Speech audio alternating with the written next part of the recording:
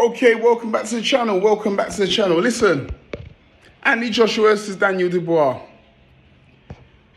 Anthony Joshua got shut out for 5 rounds, was never in the fight. Surprising for me as well. Even though I called it, I did say Anthony Joshua will lose this fight. I did say Daniel Dubois will win by KO, right? I made a video a month ago. It's in my videos. Go into my videos. I might link it to this video as well. It's labeled Daniel Dubois KOs Anthony Joshua. What's next for Anthony Joshua?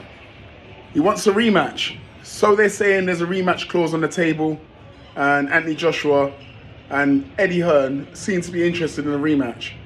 I say, don't take the rematch.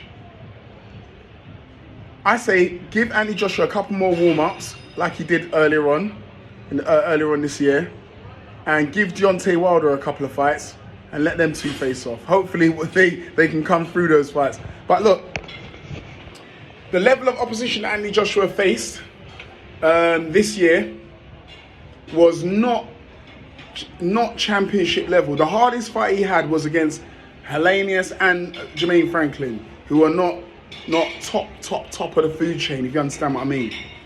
He knocked out Ngannou and he dealt with Wallin pretty easily. Those guys are not championship material in boxing. Anyway, Daniel Dubois, Hrgovic, fought Usyk, dropped Usyk, but obviously he lost eventually. Beat Hrgovic, beat Jarrell Miller. Much higher level competition. And I think it showed on the night. Because Daniel Dubois is a savage. He's on form right now. Anthony Joshua had 2 easy layups, quite a few, easy layup fights in the Helenius, the Wallin and the Ngannou. Even though I got the Ngannou prediction wrong, I'm gonna stand here and admit it. I'm about 6-1 this year. That was the only one I got wrong. But look, it showed.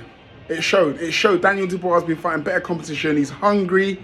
He's young. He's got a good gas tank on him. He hits fucking hard, and he's got an excellent jab.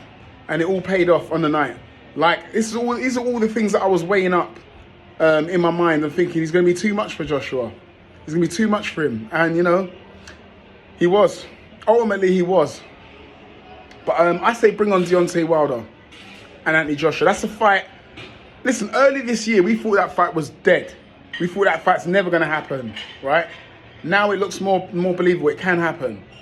Deontay Wilder versus Anthony Joshua, I think that's the fight that the boxing fans want to see. I know the American fans would like to see that fight. They still think that Deontay Wilder has what it takes to stop Anthony Joshua. And looking at what happened last night, it could be so. But I will say one thing. Daniel Dubois has an excellent jab. And it was a jab that set up most of those knockdowns, right? It looked like Andy Ruiz. It looked like the Andy Ruiz fight. Deontay Wilder does not have a jab. This is the reason why I feel it'll be a better fight for Joshua. Wilder does have power in that right hand, where he used to.